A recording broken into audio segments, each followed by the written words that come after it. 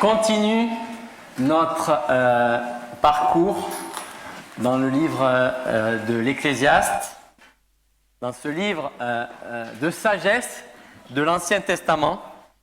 Voilà, ce roi sage, il nous amène dans sa quête, sa recherche du bonheur. Et il est un peu philosophe, ce roi, parce qu'on voit qu'il avait beaucoup de sagesse et donc il a cherché à comprendre. D'ailleurs, la philosophie, c'est l'amour de la sagesse, hein, étymologiquement parlant.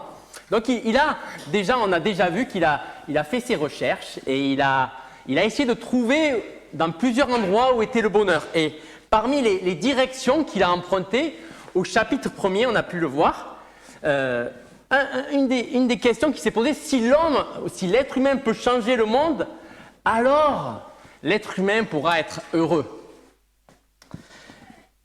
Constat amer, les cycles du monde s'imposent à lui et il n'y a pas véritablement de choses nouvelles et peu de choses qui lui donnent vraiment du sens. Ça, c'était le premier point. Après, il a essayé de trouver le bonheur dans la quête de la satisfaction, que ce soit dans le travail, dans les plaisirs de la vie. Et il s'est dit peut-être qu'en faisant cela, le travail, en prenant plaisir dans son travail, etc., en prenant ça comme ultime joie, peut-être que je vais trouver le bonheur. Et là aussi, constat amer, le travail est frustrant, les plaisirs de la vie sont éphémères, les projets auxquels on passe parfois beaucoup de temps, d'énergie, parfois sont même pas repris par les suiveurs. Alors, si on n'intègre pas Dieu dans le système, on a l'impression que tous ces plaisirs sont éphémères. Alors il nous a amenés sur une autre voie. Il s'est dit, mais si l'homme arrive à être maître de son temps, alors, c'est sûr, il va pouvoir être heureux. Là aussi, constat amer. Non seulement l'être humain, on le constate souvent, ne maîtrise rien, mais vraiment en particulier le temps. D'ailleurs, on a tous, à un moment ou à un autre, reçu une pub sur YouTube où il y a quelqu'un qui nous promet qu'il a la technique pour qu'on puisse gérer le temps de manière parfaite. On constate que ce n'est pas nous qui maîtrisons le temps, mais c'est le temps qui nous maîtrise. Mais ce qu'on a vu, c'est que Dieu fait toutes choses belles en son temps. Alors, après toutes ces directions que l'Ecclésiaste a empruntées, on se dit, mais comment se fait-il qu'il n'a pas, pour sa quête du bonheur, cherché une autre direction? Et j'avoue que, si je suis honnête, c'est même celle-là auquel j'ai pensé en premier. Pour les êtres humains, c'est sans doute la quête où on pense que si on est satisfait dans ce domaine, c'est sûr qu'on aura le bonheur. Alors on voit l'Ecclésiaste, il l'aborde cette fois, c'est les relations. Bien sûr, l'argent, les grands projets, la question du temps, les loisirs, au fond, tout ça c'est pour les relations. L'Ecclésiaste va essayer de nous montrer que même les relations sont empreintes de frustration. D'ailleurs, il y a même un philosophe qui a écrit, Thomas Hobbes, c'est un anglophone. L'homme est un loup pour l'homme. L'homme peut-il véritablement trouver le bonheur dans les relations? On va voir qu'il y a quelque chose qui le contamine, qui contamine toutes les relations. Et c'est l'égoïsme. On va le voir. Je vous propose de lire ensemble Ecclésiaste, chapitre 4, les versets 1 jusqu'au chapitre 5, jusqu'au verset 6. C'est à la page 612 et 613 des Bibles blanches que vous avez sur les feuilles. L'égoïsme contamine nos relations les uns avec les autres, mais contamine aussi notre relation à Dieu. Chapitre 4, les versets, à partir du verset 1. J'ai encore considéré toutes les oppressions qui se pratiquent sous le soleil. Les opprimés versent des larmes et il n'y a personne pour les consoler.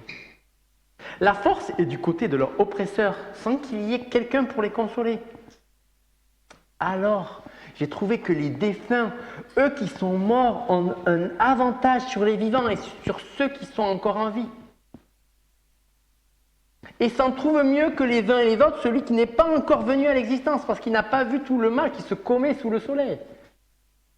J'ai aussi constaté que tout labeur et que toute habileté que les hommes mettent à leur œuvre sont motivés par la rivalité des uns envers les autres.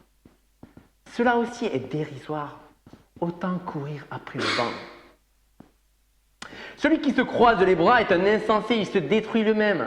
Il vaut mieux une main pleine de repos que deux mains pleines de labeur, que de courir ainsi après le vent. J'ai encore constaté une autre chose dérisoire sous le soleil. Voilà un homme seul qui n'a personne avec lui, ni fils, ni frère, et pourtant il travaille dur sans jamais s'arrêter. Jamais ses yeux ne se rassasient de richesse. Pour qui donc est-ce que je travaille si dur? Pour qui est-ce que je me prive de bonnes choses, se dit-il? Cela aussi est dérisoire. C'est une bien mauvaise affaire. Mieux vaut être à deux que tout seul. On tire alors un bon profit de son labeur. Et si l'un tombe, l'autre le relève. Mais malheur à celui qui est seul et qui vient tomber sans avoir personne pour l'aider à se relever. De même, si deux personnes dorment ensemble, elles se tiennent chaud. Mais comment celui qui est seul se réchauffera-t-il? Un homme seul est facilement maîtrisé par un adversaire, mais à deux, ils pourront tenir tête à celui-ci. Et une corde faite de 3 cordelettes tressées n'est pas si vite rompue. Mieux vaut un homme jeune, pauvre, mais sage qu'un roi insensé, âgé, qui ne sait plus écouter les conseils. Mais que le jeune successeur soit sorti de prison pour accéder au trône, ou encore qu'il soit né pauvre dans le royaume, j'ai constaté que tous les humains qui vivent sous les soleils se rallient à lui lorsqu'il prend la place du roi.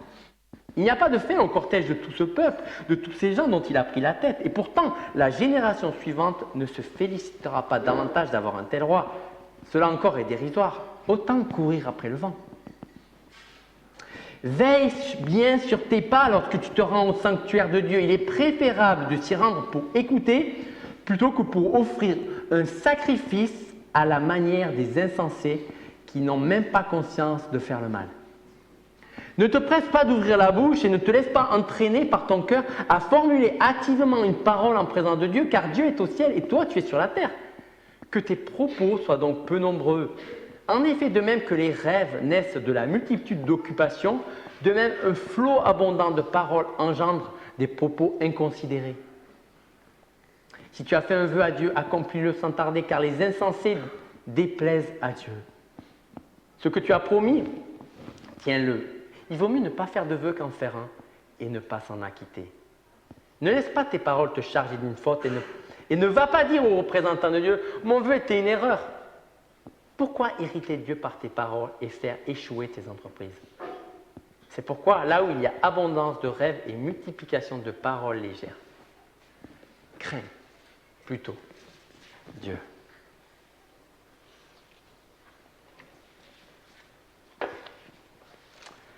Et là, on commence par l'égoïsme dans sa forme la plus horrible, dans sa forme la plus primitive, entre les forts et les faibles. Et on le constate au chapitre 4, verset 1. J'ai considéré toutes les oppressions qui se pratiquent sous le soleil, les opprimés versent des larmes, et il n'y a personne pour les consoler. La force est du côté de leur oppresseur, sans qu'il y ait quelqu'un pour les consoler. Et franchement, les amis, franchement, il faudrait faire l'autruche pour qu'on ne s'en rende pas compte. D'ailleurs, regardez là, je ne sais pas si vous regardez les infos, de temps en temps, on a pris une petite habitude en famille, maintenant on s'est mis à regarder depuis quelque temps le journal de télé. Et j'ose même pas imaginer si j'avais un enfant de 2 ans. Je serais sur le qui-vive avec la manette à tout moment pour éteindre. Tellement c'est horrible ce qu'on voit à la télé. Il y a des images choquantes, il y a des images trop dures pour les enfants en bas âge. Regardez ces images, c'est la guerre, la brutalité. Il y a des faits divers en tout genre, un bébé brutalisé, un lycéen poignardé, une femme battue. violés, des abus domestiques en tout genre, des immeubles habités réduits en poussière sous l'effet d'obus, un bateau de réfugiés rempli à craquer, où on voit les gens se noyer, des personnes âgées escroquées, des camps de travail en Corée du Nord. Et quand le présentateur commence à vous dire « Ah mais attention aux images qui vont suivre parce qu'elles peuvent vous choquer ou vous troubler », je ne sais pas vous, mais on a parfois envie d'éteindre la télé. Et là, l'Ecclésiaste, lui, ce matin, il refuse de mettre le bouton sur pause ou d'éteindre carrément. Il refuse de changer de chaîne et il veut nous mettre le nez dedans. Et d'ailleurs, face à ça, face à ce qu'on voit, il a ce cri existentiel, ce cri d'angoisse, versets 2 et 3. Mais alors j'ai trouvé que les défunts, eux qui sont morts, ont un avantage sur les vivants, sur ceux qui sont encore en vie. Ils s'en trouvent mieux les uns que les autres. Celui qui n'est pas encore venu à l'existence, parce qu'il n'a pas vu tout le mal qui se voit sous le soleil. Il est scandalisé, mes amis, il est scandalisé. Vous savez pourquoi il est scandalisé? Parce qu'il sait. Parce qu'il sait au fond de lui-même que la vie n'est pas censée être comme ça. C'est horrible. Et c'est l'égoïsme le plus terrible qui se décrit. Et je ne sais pas si vous, dans votre expérience, vous avez vu des hommes, parfois des femmes, parfois même des garçons, des filles, qui se comportent avec un mépris des autres. Ils empoisonnent l'existence de leurs victimes. Ils leur remplissent la vie de manière invivable. On voit ça au travail, on voit ça dans la cour de récréation, on voit ça parfois dans nos familles. Et ils ne s'arrêtent que quand leur victime se met à pleurer. Ou même pas, il continue parfois. Mais c'est horrible. C'est ça l'égoïsme, le plus sournois. Dans son intention, mes amis, il est meurtrier. Il écrase l'autre. Il s'en débarrasse. Oui, l'Ecclésiaste veut nous faire ressentir son horreur. Il veut nous scandaliser. Alors, je ne sais pas si vous étiez motivé pour reprendre à votre compte des causes, pour lutter contre les injustices. Et franchement, c'est bien. C'est bien, mais si l'Ecclésiaste était là, il vous dirait que c'est malheureusement, c'est bien que vous fassiez ça, mais après que vous ayez commencé, il y en aura d'autres injustices. Lui, ce qu'il veut plutôt se concentrer, c'est sur le fait qu'on doit être scandalisé. Et pourquoi il veut qu'on soit scandalisé? Parce qu'il veut nous montrer que l'égoïsme, en fait, une vie centrée sur soi-même, ne mène nulle part. Et pire que ça, elle nous concerne tous, de manière parfois insidieuse. Elle gangrène nos vies, elle fait du mal à nous-mêmes, à autrui, et elle nous apporte énormément de tristesse. Elle nous enlève notre repos et notre joie. Elle détruit nos relations. Et d'ailleurs, regardez, même, il prend un exemple dans le monde du travail, verset 4. Voilà, j'ai constaté que tout le labeur, que toute habilité que les hommes mettent à leurs œuvres sont motivés par la rivalité les uns envers les autres. Cela aussi est dérisoire. Alors là, c'est même plus qu'au travail, c'est dans toutes les entreprises que l'être humain fait, qu'elles soient rémunérées ou pas.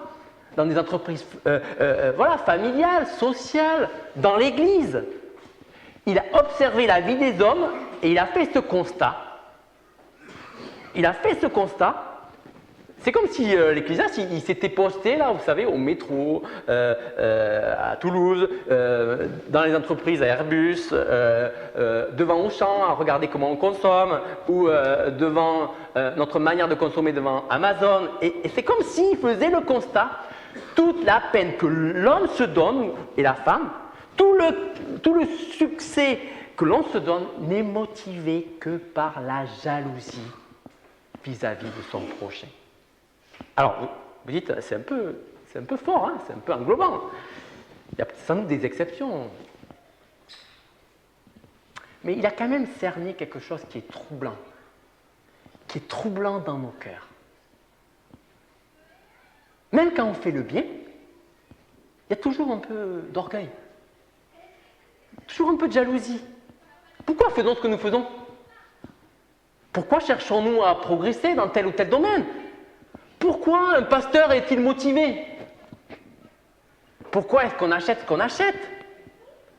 On se compare les uns les autres, on voit ce que les autres ont, on cherche à se démarquer, comment on peut recevoir l'approbation, on veut exister, être quelqu'un, être bien vu, considéré.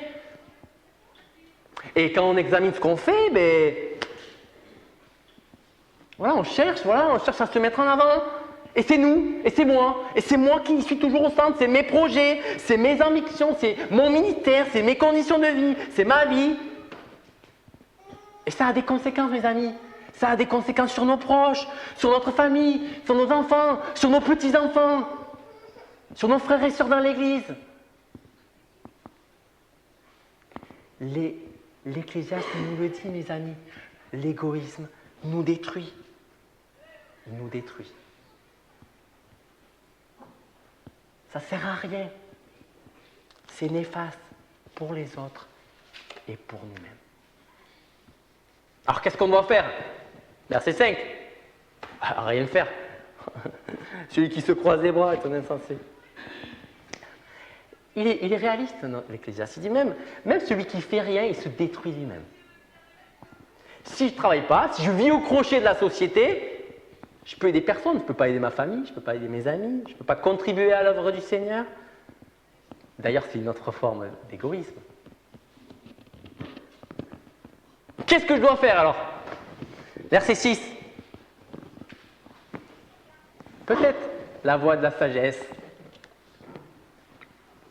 Il vaut mieux une main pleine de repos que 2 mains pleines de labeur et que de courir après le vent. Comment avoir une vie paisible? Vous savez, mes amis, je suis tenté, nous sommes tentés d'avoir tout, de vouloir tout, le beurre et l'argent du beurre. On veut tout, nous. On veut une carrière brillante, mais on veut aussi le respect de nos collègues, on veut le sentiment d'avoir réussi socialement. Et pas que vous, hein. Nous tous. Ça va jusqu'au pasteur aussi. On veut des enfants qui réussissent, d'une certaine manière, ça nous donne le sentiment d'avoir réussi. On veut des bonnes vacances, on veut habiter dans un bon quartier, on veut vivre dans des bonnes conditions, on veut vivre à fond les amitiés, on veut tout. Mais l'Ecclésiaste nous dit parfois, il vaut mieux avoir moins. Il vaut mieux peut-être gagner moins, poursuivre moins de choses. C'est peut-être mieux. Un certain contentement avec moins, c'est peut-être éviter de poursuivre le vent. Et ce repos, il est lié aux relations. On va le voir dans la suite. Notre poursuite de choses avec 2 poignées nous laisse avec peu de temps, mes amis. Peu d'énergie pour les autres, pour nos enfants, pour nos amis, pour nos frères et sœurs, pour les gens dans le besoin. Et là, vous voyez, l'Ecclésiaste, il donne une illustration. Versets 7 et 8. J'ai encore constaté une autre chose dérisoire sous le soleil. Et voilà, je vous montre un exemple. Voilà un homme seul, qui n'a personne avec lui, ni fils, ni frère, et pourtant il travaille comme un malade. Enfin, c'est moi qui traduis. Il travaille dur, sans jamais s'arrêter, jamais ses yeux ne se rassasient de richesse. Il se pose la question, pour qui donc je travaille? C'est un homme carriériste, qui travaille jusqu'aux heures perdues, de plus en plus riche, plus en plus haut dans la société. Il veut réussir sa vie professionnelle. On voit malheureusement, il est profondément seul.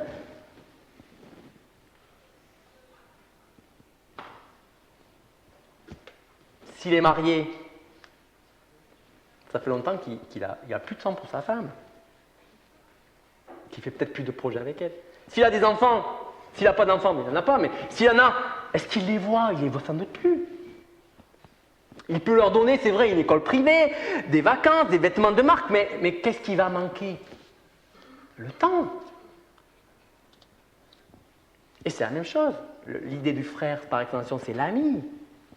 J'ai un ami qui travaille à la Cité, qui a travaillé à la Cité et il donnait ce témoignage. Ça m'a saisi.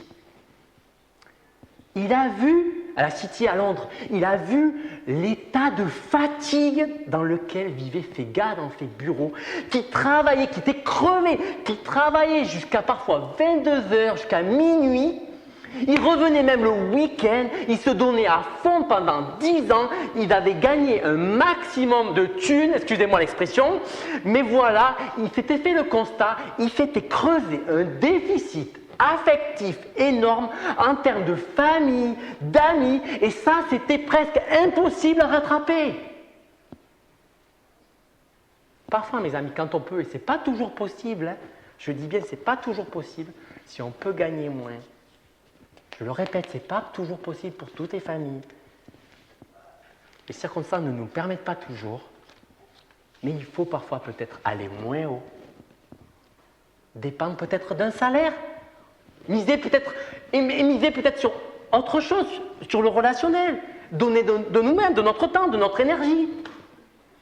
On n'aura plus de temps pour nos enfants, pour nos aînés, pour nos voisins, nos frères et sœurs. On pourra bien peut-être donner.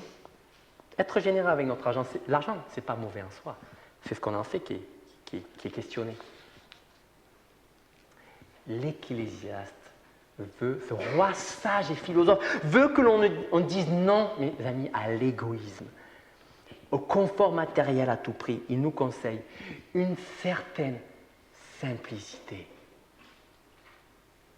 une bienfaisante, généreuse. D'ailleurs, la conclusion, elle est tragique de ce temps. Mais pourquoi je trime autant? Pourquoi je trime autant? Parce que le bonheur, mes amis, se trouve dans le partage, dans le fait de donner plus que de recevoir, de donner de nous-mêmes, de notre temps. Il y a une vraie tristesse dans l'égoïsme. Et mes amis, on a tous tendance à penser à nous-mêmes, à penser à nos buts, à nos projets, à nos services, à notre carrière, à notre ministère, à nos dons. Et c'est toujours moi. J'avais dit il y a quelques années qu'il y avait l'amour Eros. Il y avait plusieurs amours en grec. Eros, agapé, philéo. Et j'avais à rajouter amour égoïstos. Mais le problème, c'est que c'est un amour qui s'autodétruit. Contre-productif, inefficace. Il nous prive de manière étonnante du bonheur. Alors qu'on croit que c'est au travers de ce que l'on va nous-mêmes faire, il nous prive du bonheur, il gâche tout. Changeons le moi par le nous. Tournons nos regards vers les autres. Et c'est d'ailleurs ce qui va nous inviter à faire l'Ecclésiaste. Regardez versets 9 et 10. Mieux vaut être à deux que tout seul. On tire alors un bon profit de son labeur. Et si un autre tombe, l'autre le relève. Mais malheur à celui qui est seul et qui vient à tomber sans avoir personne pour l'aider. Un homme qui est seul est facilement maîtrisé par un adversaire, mais à deux, ils pourront tenir tête à celui-ci et une corde à 3 cordes.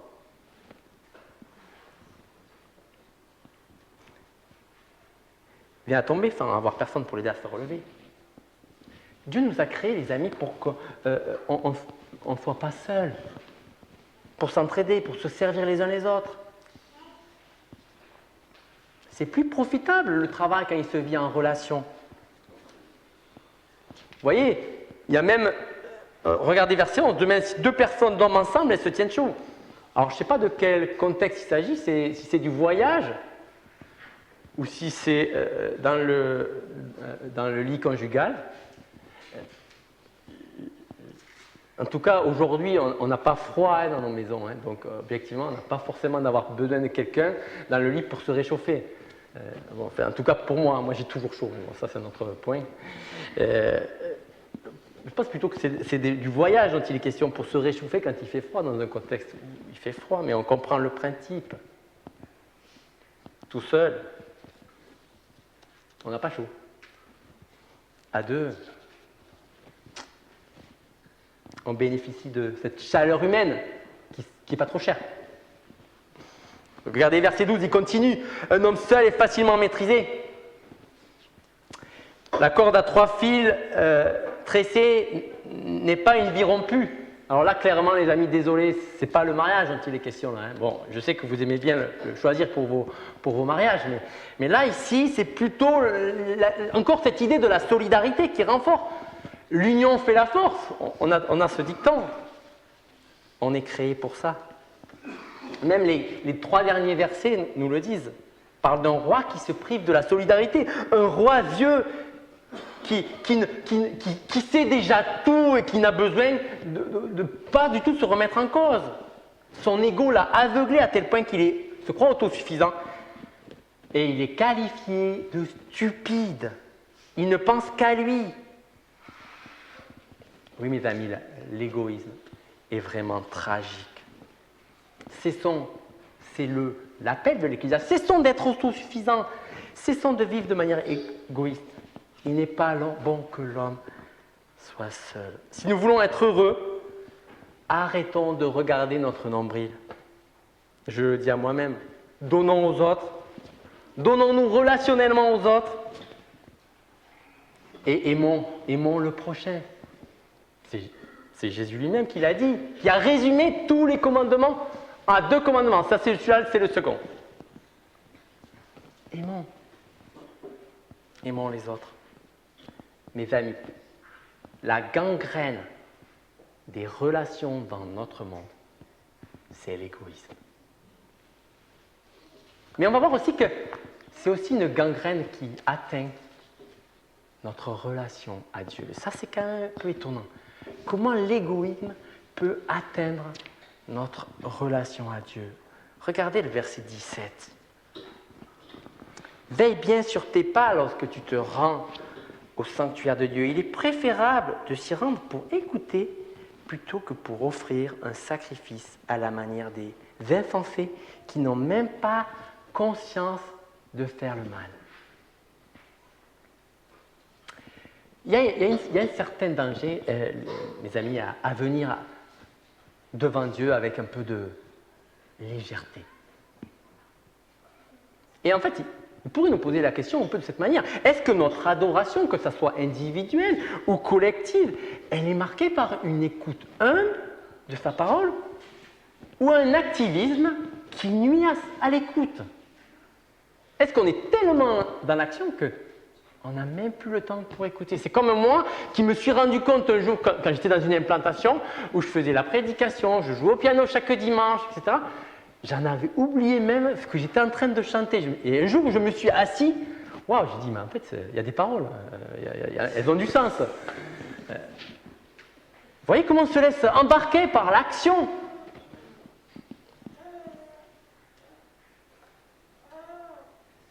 Vous savez, l'égoïsme peut même être marqué par une vie, il est toujours marqué par cette vie centrée sur nos désirs, et ça, il ne faudrait pas croire que ça n'atteint pas d'une certaine manière notre spiritualité. La tentation est grande pour chacun d'entre nous d'importer notre égoïsme dans la relation avec Dieu.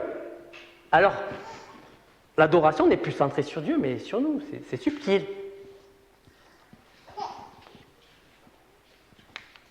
D'ailleurs, il y a un théologien qui a écrit ça dans un de ses commentaires sur l'Ecclésiaste. Et je vous le rapporte. Ça m'a quand même marqué. Nous n'offrons plus de sacrifices de nos jours. Pourtant, il demeure possible de rendre à Dieu le culte des insensés. Le culte peut par exemple s'orienter principalement vers le plaisir de l'homme. Il en est ainsi lorsque la conduite du culte, de la célébration, privilégie la création d'une atmosphère de nature à exacerber certains sentiments, à susciter certaines émotions. Sous couvert d'adoration, le bien-être des participants, voire leur divertissement, tend à devenir le but, au détriment de l'écoute de la parole de Dieu. Dieu et son culte sont instrumentalisés pour créer des happenings où l'on se sent bien. Peut même finir par s'apparenter à une séance de défoulement collectif La célébration devient alors un moyen de déconnecter un moment, comme une drogue, il le dit lui-même, et d'échapper aux dures réalités ordinaires. Mais c'est pour se retrouver en face d'elle, plus démunis que jamais, une fois l'euphorie passée. Ainsi, la piété peut se réduire à un événement destiné à assouvir sa soif d'expérience spirituelle, davantage qu'à rendre un culte à Dieu selon sa volonté. Fin de citation. Ça donne à réfléchir, mes amis, quand même. Dieu nous a fait avec des émotions, il n'est pas question de les questionner. On adore avec notre être tout entier. Mais que recherche-t-on quand on vient à cette célébration, quand on va dans un groupe de maison? Que recherche-t-on? Est-ce qu'on va être ébloui par la beauté d'un chant, d'une prière, d'un bâtiment, d'une prédication? Ou est-ce qu'on recherche le sentiment plutôt que Dieu lui-même? Et on le confond avec la présence de Dieu. Vous savez, parfois, il y a certains qui disent « Ah, je suis en paix ». En paix avec qui? Avec toi-même ou avec Dieu? C'est quoi l'adoration centrée sur Dieu? On peut se centrer sur l'homme, et c'est ce qu'il nous dit l'Ecclésiaste. On peut se centrer sur l'homme aussi en venant à la célébration pour des questions de réputation, par peur de Dieu. Et ça aussi, c'est aussi centré sur l'homme. L'Ecclésiaste, mes amis, nous appelle à une réforme. Une réforme. Il nous appelle à, on l'a chanté en introduction à ce message, il nous appelle à écouter. Et pas écouter n'importe quoi, il nous appelle à écouter sa parole. Et d'une certaine manière, à revenir à lui, à Dieu lui-même. Pour avoir une sainte crainte de qui il est. Un saint respect. Mes amis, notre plus grande ignorance, c'est l'ignorance de Dieu, de qui il est. Et le diable, dès le début, dès les premières pages de la Bible, il a joué là-dessus. Et il a fait passer Dieu pour un maître dur qui ne donnait pas à l'homme tout ce qu'il voulait. Il nous faut puiser dans sa parole, dans la parole que Dieu nous a donnée, à savoir la Bible, pour que nous puissions le connaître. Et en le connaissant, nous émerveiller, l'aimer, être saturé de sa volonté, le vivre, le partager. C'est le seul moyen pour éviter une piété centrée sur nous-mêmes, sur nos propres désirs. Mais c'est pas tout. Il veut aussi nous questionner sur notre vie de prière. Regardez chapitre 5, versets 1 et 2. Ne te presse pas d'ouvrir la bouche et ne te laisse pas entraîner par ton cœur à formuler hâtivement une parole en présence de Dieu, car Dieu est au ciel et toi tu es sur la terre. Que tes propos soient donc peu nombreux.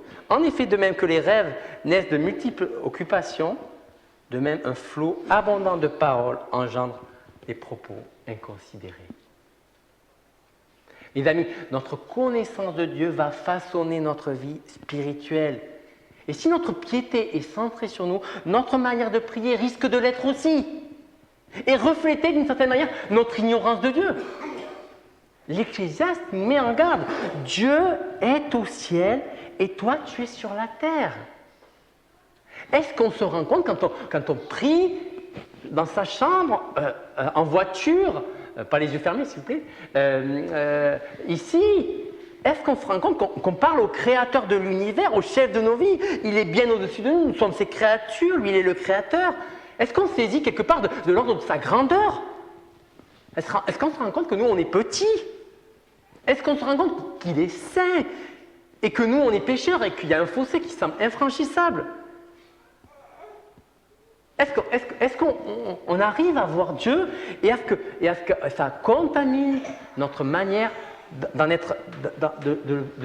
prier? Même Jésus, quand il a parlé sur la prière dans le sermon sur la montagne, il nous a dit comment prier et il a mis le doigt sur des pratiques spirituelles qui pouvaient être ruinées par le péché. Et vous connaissez ça, le problème à l'époque, c'était le fait qu'ils faisaient des prières pour être bien vus. Alors la piété, elle devenait, vous savez, c'était place publique, quoi. Et Jésus a dit non, mais ne faites pas ça. Ils ont déjà leur récompense. Mais vous savez qu'aujourd'hui, il y a d'autres manières de mettre en avant notre spiritualité. Vous savez, on est rusé, on utilise toutes les ressources. Alors vous savez, aujourd'hui, on a des groupes WhatsApp.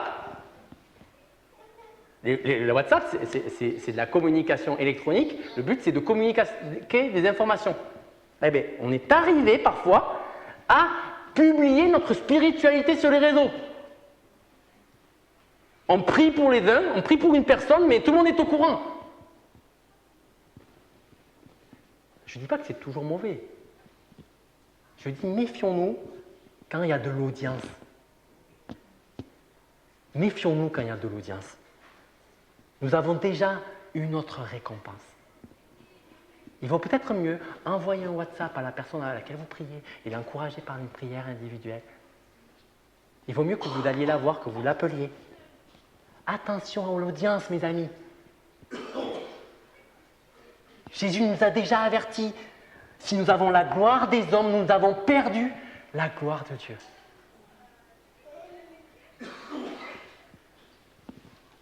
On voit que ces hommes auxquels l'Ecclésiaste parle, ils ne connaissent pas Dieu, ils sont ignorants, ils multiplient des paroles et ils pensent qu'ils peuvent forcer la main de Dieu. Vous savez, parfois, ça c'est une technique, c'est l'animisme, vous savez. On essaie de contrôler, d'obliger le monde divin par des gestes, par des prières. Ça, c'est des pratiques non croyantes. On ne force pas Dieu. Jamais. Ça ne veut pas dire qu'on ne lui demande pas. Ça ne veut pas dire qu'on ne se met pas dans une dépendance vis-à-vis de ce qu'il veut. Et ça ne veut pas dire qu'on ne demande pas des choses au Seigneur. Mais ce n'est pas avec des formules.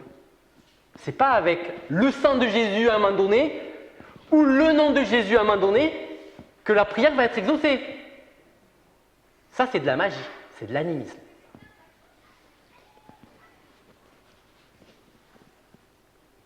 L'Ecclésiaste conclut avec une histoire de vœux.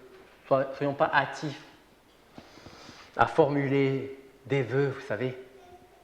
D'ailleurs, si vous connaissez quelques histoires de l'Ancien Testament, à chaque fois, c'était une manière subtile pour essayer d'extorquer à Dieu la bénédiction. Parfois, Dieu l'a accordé. Mais qu'est-ce que ça nous dit de notre relation à Dieu? Est-ce qu'on peut honnêtement croire qu'on peut tordre le bras au Seigneur par un vœu? Et puis quand la situation difficile passait, on a même oublié qu'on avait fait un vœu. C'est ce qu'il dit. L'Ecclésiaste ne veut pas qu'on ait de paroles hâtives.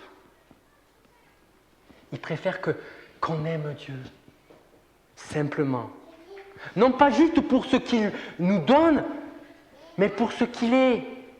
Ce Dieu bienveillant, plein d'amour, dont on a pu chanter, qui a donné son Fils, qui a manifesté tant d'amour. Il veut qu'on se nourrisse d'une relation vivante avec lui, régulière. Mes amis, en conclusion, en terminant ce message, j'avais envie de mettre à l'honneur plusieurs ici pour leur attitude qui n'était pas justement égoïste. Qui n'était justement pas justement, elles manifestaient un don de leur temps pour les autres. Elles s'investissent même dans des relations plutôt qu'autre chose. Et parfois, elles ont décidé de mettre en sourdine certaines aspirations. Je voulais vous donner des noms, mais je préfère les garder sous silence. Pour moi, elles sont dans ma tête. Elles sont devant moi. Je n'ai pas une photo de toutes les personnes, mais elles sont un modèle pour moi. Elles m'aident même en tant que pasteur à centrer, non pas sur ce que moi je veux, mais sur ce que on est appelé à donner.